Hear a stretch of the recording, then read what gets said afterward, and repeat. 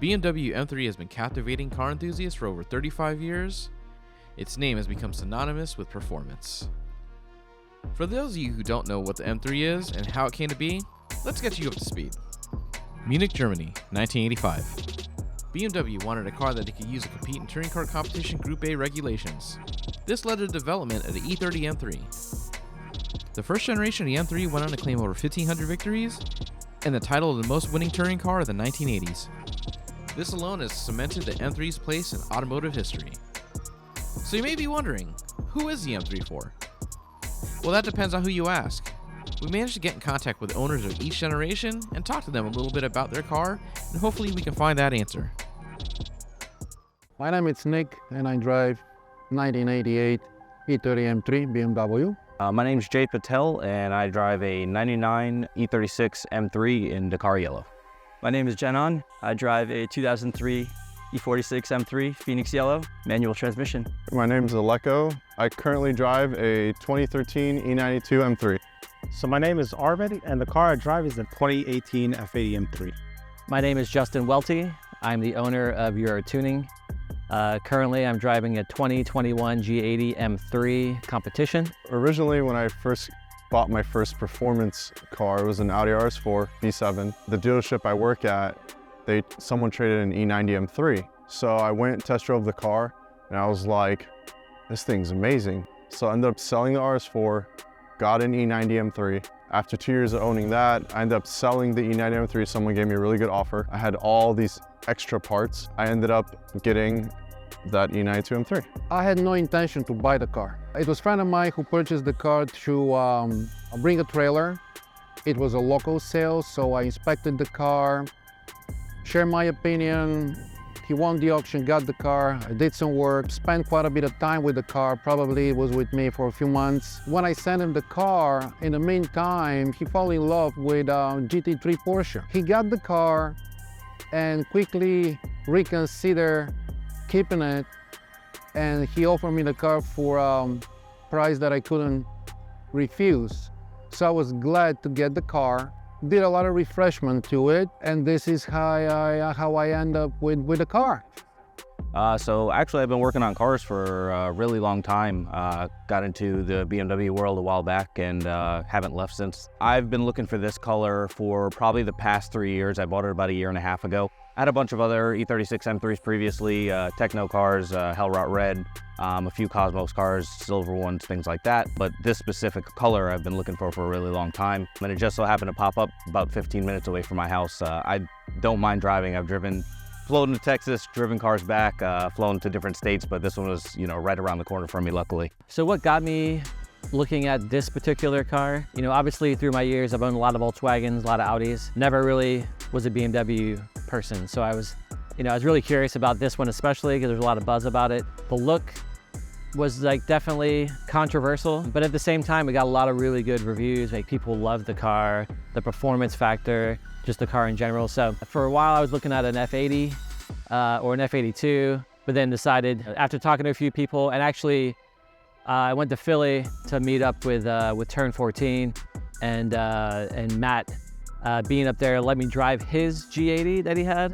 And after I drove that, it was like a done deal. I was like, okay, yeah, this car is pretty badass, and I think I can do this. His car was a manual, which is a non-comp, but I wanted to get the comp. I really wanted to get all-wheel drive, but I had to settle for what I could get because there's just not that many of these available when I bought it. The way I got the M3 is there was a dealership in Vermont. This older gentleman, he sold this car and a Audi S5 for a Cadillac, straight trade to a dealership. Yeah, he probably got rinsed, but it had 28,000 miles on it. They were asking low 20s, and it was a different time. They don't, you can't really find deals like that anymore now with the internet and everyone's talking and social media. Bring a trailer is a thing, so these types of cars don't really sell that easily anyway at dealerships anymore. So I wasn't always into BMW. Coming from Europe, we drove a lot of Volkswagens, so I've owned pretty much Volkswagens my whole life. The BMW came up after I got rid of the Mark 7, and the type of style driving that I like, the Mark 7 just couldn't keep up, being the way it's front-wheel drive based and everything. Never owned the Golf R, so can't say if that one would have done it. I chose a BMW just because of kind of like the driving characteristics of it. I think it fits me better. I do enjoy it better. I still own Volkswagens, but I definitely do prefer how a rear-wheel drive platform handles and stuff like that in corners. I chose the F80 M3 because I had a 340i. The B58 is an amazing engine, and it makes power really on par with an M3, but it doesn't have the handling characteristics. And you know that the minute you drive one and you get it at you, it's an instant reaction. It is a world difference between the two. So I really like driving the 30 M3. What I was driving before, a number of cars. Each one has its own character, positives and negatives. However, this particular car, the way the car is set up, gives me a lot of joy. This is my favorite car to drive. You're in control 100%. No ESP, nothing. Well, it has ABS, which not much something to rely to. However, if anything, it's the best car and the best experience and the most joy I get out of, it's this car. So my favorite thing about the car is the handling. It just feels really good. It's performance oriented. It's an absolute blast. Every time you take a corner at like high speeds, it puts a smile on your face. It's the best thing in the world. That's probably the best thing I can say about it. I mean, it comes with its problems. You know, they've got issues, but as long as you know a little bit about them, the support from the community is always really good. Parts are always readily available. There's a lot of companies that make aftermarket parts, and there's a lot of different ways you can go. I mean, with the BMWs, they're really balanced vehicles. So you want a track car, you build a track car. You want a race car, you build a race car. This one, luckily, I mean, I'm keeping it pretty stock overall. I got it pretty stock, just put lowering springs on it, but I think it sits nice for what it is. My most favorite thing about this car is the color. The least favorite thing I'd probably say is we got the short end of the stick. Unfortunately, the European motor was a lot better than what we got. So power-wise, you know, it's a little bit lacking, but otherwise, it's a pretty good car overall. The performance of the engine and the steering, like just the connection you feel. You know, the power on these cars is amazing. I mean, out of the box, without any mods, it just, you know, it's 500 horsepower and it just gets down and goes. You know, I have to say, it definitely impressed me, you know, coming from VWs and Audis. You really feel very much connected to the car, you know, even out of the box without doing mods and stuff like that. So definitely a good experience. My favorite thing about the E46 M3 is probably just how versatile it is and how helpful it's been for me. Driving across the country, commuting to work, taking it to Canada, that sort of stuff. It's just never once did I have a hiccup at all. You know, these cars are really rear end happy if you want them to be, but they're also super planted. If you're taking it on a track, you got some nice tires, nice suspension. There's a lot of fun to be had in multiple different driving styles. To be able to have fun in something that's been treating me well for about a decade now, that's probably my favorite part about it. Most favorite thing about the car, there's a lot. I would say, if I were to have to choose one, overall, the performance, like the feeling, the raw driving feel of the car. Overall, everything together, how that car handles, the way it drives, the way it rev matches, just everything overall, the overall driving feel. It's so raw. It's so hard to match that. And I've driven all kinds of cars. That's why it'd be so hard to sell that car, to find something that equates to that in the price range that car is in. If you want that raw driver's feel, best bang for the buck. Who is the M3 for? Who wants to drive an M3? So I would say anybody that's into BMWs that doesn't have an M car, I think would love an M3. But to be honest with you, I feel like anybody that just loves a car with like great performance and, you know, great connection to the car would love an M3.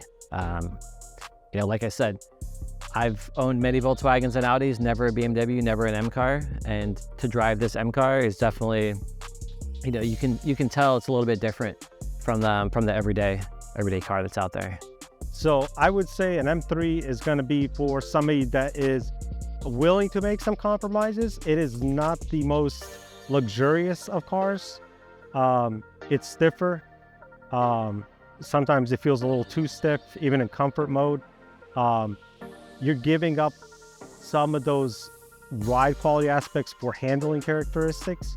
So it isn't like the smoothest cars, especially not really smooth in low speed parking lots, the way the DCT is built. So I definitely say it's for somebody that is willing to make a couple compromises to get more performance out of a vehicle. If you're looking for like the smoothest, best operating type of situation at like driving around the city, it might not be the car for you. First of all, it's not for anybody with a modern expectations. That's one thing. It's for somebody who have a realistic perspective what he's getting into. Somebody who will respect what kind of car he is behind the wheel of and cherish and keep the car, take care of it, being able to financially, because it's not, I'm lucky that I own a shop and I can do the work myself, but it's not cheap to maintain this car at all. So for somebody who has the love and passion and respect to the car, that's all. It's for anybody looking for any type of vehicle that they enjoy driving every day, from the new ones to the older ones, for people who don't want to wrench on anything to people who know how to work on everything. There's a car for everybody in the BMW lineup, especially for the M3s. I think they did a really good job with that. You know, especially on the newer vehicles like the G80s, you kind of get a really good balance of really fast car overall. They give a couple different trims. You've got the X-Drive trim that right out of the box makes great power, sticks on the road, does great track times. And then, I mean, people who do want to wrench on cars, you get the older ones. You got your E36s that have unlimited potential. Your E46 is the same type deal. So it's really personal preference. I mean, most of the newer cars are still under warranty. Even some of the F80s are still under warranty.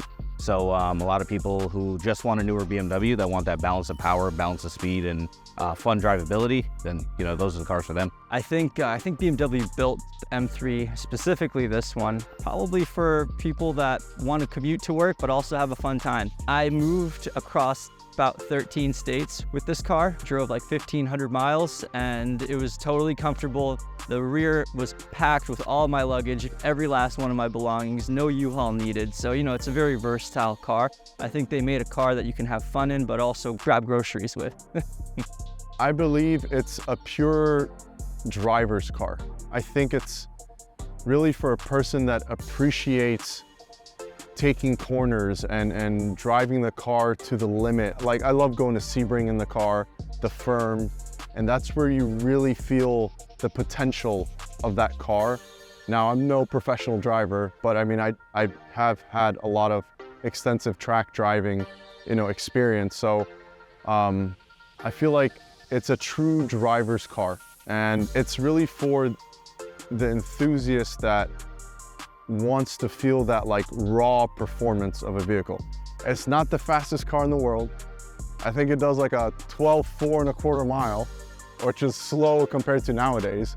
I think a Golf R is way faster, but honestly, it's that raw driver's feel. So, I mean, anyone that's looking for that type of experience will truly enjoy and like respect that car. And there you have it. Now let's go back to our question. Who is the M3 for? I think it's safe to say it's for whomever wants to experience a piece of legend. For the enthusiast that longs to understand just why the M3 is considered an icon. It doesn't matter the age. The M3 is something special that everyone can enjoy.